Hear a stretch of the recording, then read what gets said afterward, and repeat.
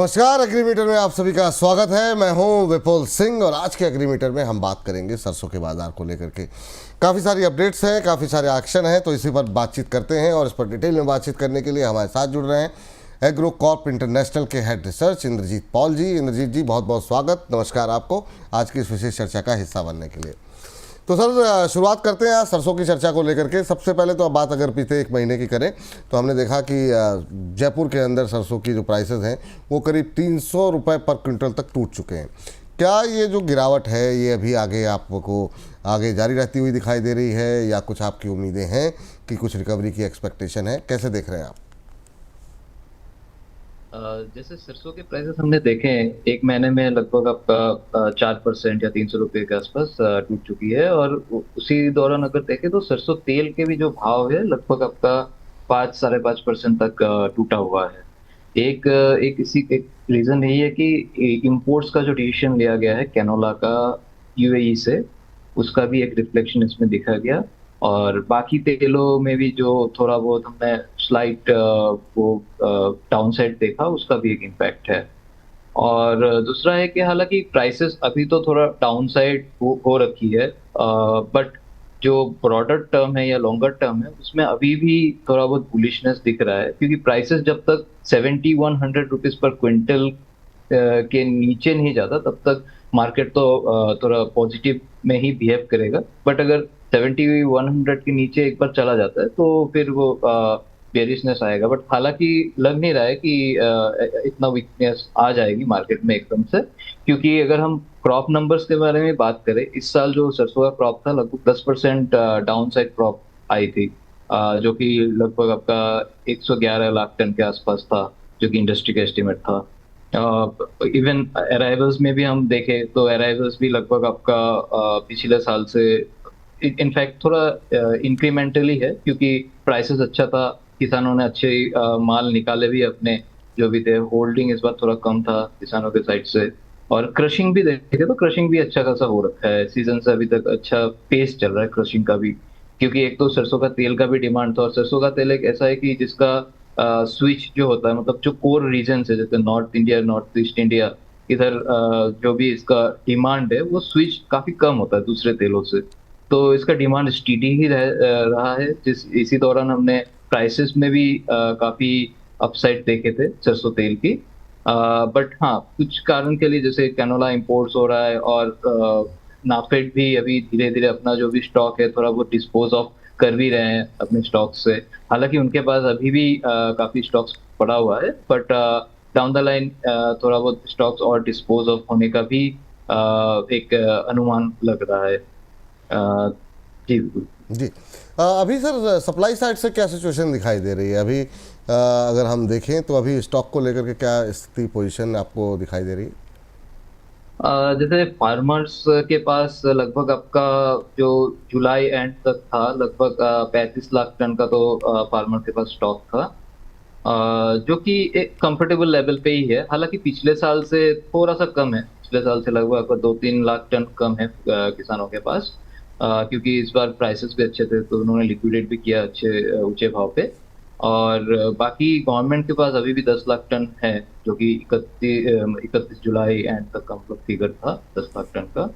तो ये एक कंफर्टेबल स्टॉक सिचुएशन ही बोल सकते हैं। और ओवरऑल जो सप्लाई है अभी भी मतलब गवर्नमेंट के हाथ में काफी जैसे स्टॉक्स हम देख रहे हैं, तो उसी दौरान जैसे तो आगे आने वाले मंथ में थोड़ा बहुत और डिस्पोज ऑफ हो सकते हैं। उसी से फिर ये जो अपसाइड है प्राइसेस का वो थोड़ा कैप हो सकता है आगे। ठीक।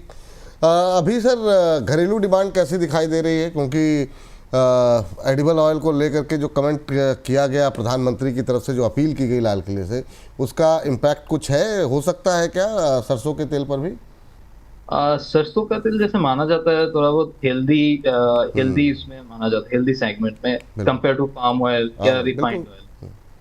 तो उसी दौरान और हमने देखा है कि कोविड के बाद मस्टर्ड ऑयल का जो कंजम्पशन डिमांड है काफी बढ़ा है इंडिया में, क्योंकि तब से लोगों के पास मतलब हेल्थ बेनिफिट इसको माना गया है, आइदर डायरेक्ट कंजम्पशन फूड के थ्रू या फिर जो भी इसको जैसे थोड़ा मेडिसिनल ऑयल में भी यूज हो जाते हैं ये।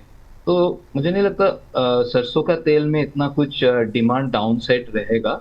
हालांकि बाकी एडिबल ऑयल्स में हम थोड़ा बहुत डाउन साइड देख सकते हैं, बट मस्टर्ड ऑयल में मेरे ख्याल से ज्यादा मतलब डाउन साइड हम नहीं देखेंगे अभी का जो डिमांड है उस लेवल से। और फिलहाल जो डिमांड है जैसे ऑयल मिल्स की तरफ से या रिटेल सेगमेंट से काफी स्ट्रांग है, क्योंकि एक तो फेस्टिव डिमांड भी है आगे।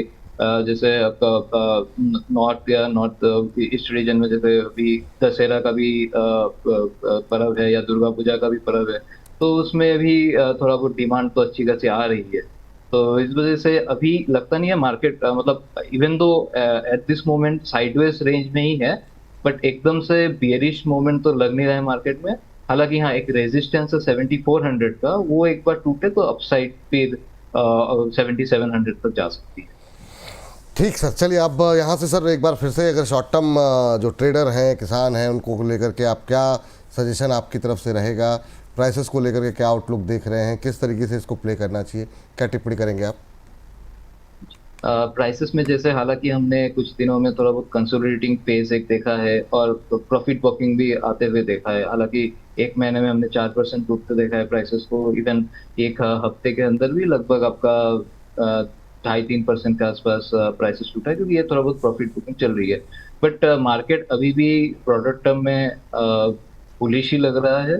तो मेरा सलाह ये रहेगा किसानों से अपने माल मतलब हर ऊंचे भाव पे आप निकालते रहे, प्रॉफिट बुकिंग करते रहे हर ऊंचे भाव पे, क्योंकि 7100 का तो एक सपोर्ट जोन काफी स्ट्रॉन्ग सपोर्ट जोन है।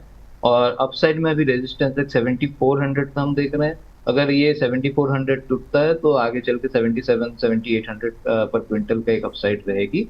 और ये भी उम्मीद है कि जिस तरीके का बारिश हो रही है अभी जैसे सरसों वाले ग्रोइंग एरियाज में भी, जैसे राजस्थान हो गया, हरियाणा हो गया, तो जो सॉइल मॉइस्चर है काफी रिप्लेनिश हो चुकी है। और सितंबर मंथ का भी फॉरकास्ट जो आईएमडी ने दिया है, काफी अच्छी बारिश बताई है इन सब रीजन्स पे। तो आने वाला क्रॉप का भी जो होगा वो थोड़ा ब्राइट लग रहा है एज ऑफ नाउ। तो मेरा सलाह वही रहेगा कि हर ऊंचे भाव पे आप सेल करते रहें, क्योंकि ज्यादा होल्ड अगर हम एक्सटेंडेड होल्ड कर गए मान लीजिए नवंबर दिसंबर के पास मटेरियल है, तो तब तक अगर बुआई का नंबर्स भी आना शुरू हो जाएगा और कहीं ना कहीं ये अपसाइड होने का भी एक एक्सपेक्टेशन लग रहा है, वैसे अपसाइड होता है फिर मार्केट में थोड़ा बहुत तो करेक्शन आने वाली है। तो 7100 का एक सपोर्ट जोन है, 7100 अगर टूटता है तो मार्केट कहीं ना कहीं 6700 तक भी डाउन साइड आ सकती है डाउन द लाइन, लाइक 2-3 महीने के अंदर। जी, चलिए सर, बहुत बहुत शुक्रिया, बहुत बहुत धन्यवाद आज सरसों को लेकर के इतनी सारी बातचीत करने के लिए, बताने के लिए आगे किस तरह का आउटलुक रह सकता है। बहुत बहुत धन्यवाद, बहुत बहुत शुक्रिया आपका इस चर्चा में जुड़ने के लिए। तो हमारी इस खास पेशकश को यहीं पर समाप्त करते हैं। आप लगातार बोनस के साथ बने रहिए। कमोडिटी हो, बुलियन मार्केट हो, इक्विटी मार्केट हो, पर्सनल फाइनेंस हो, सबके जवाब एक ही मंच पर मिलेंगे, वो है बोनस। फिलहाल के लिए नमस्कार।